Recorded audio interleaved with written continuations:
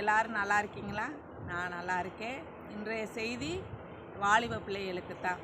இந்த மாதம் பிறந்ததும் போதும் 7ஆம் தேதியிலேருந்து ப்ரொப்போஸ் டே, ரோஸ் டே, ப்ராமிஸ் டே இப்படி போய்கிட்டே இருக்குது. இனி 14ஆம் தேதி வந்துட்டால் லவ்வர்ஸ் டே.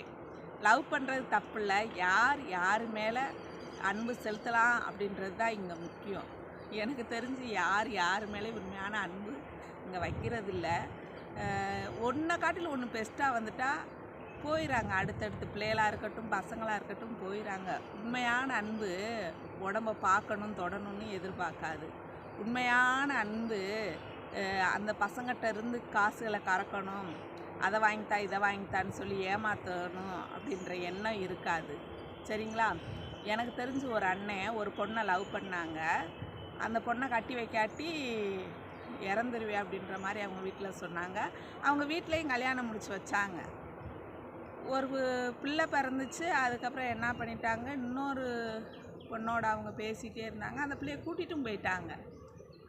அப்போ முதல்ல அவங்க லவ் பண்ணி அந்த பிள்ளையை கட்டி வைக்காட்டி நான் செத்து போயிடுவேன்னு சொன்னாங்கல்ல, அந்த அன்பு எங்கே போச்சு?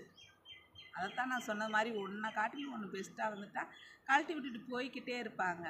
நான் உங்கள்கிட்ட சொல்கிறேன், வாலிப பிள்ளைகளே, உங்கள் தாய்க்கும் தகப்பனுக்கும் துரோகம் பண்ணாதீங்க, உண்மையாக இருங்க.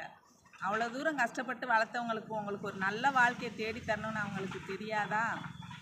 அதனால் உண்மையாக இருங்க.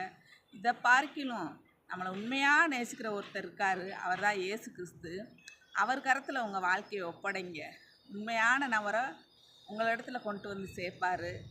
அதனால் இயேசு உங்களை நேசிக்கிறார், அவரை நீங்களும் நேசிங்க. ஆமென்.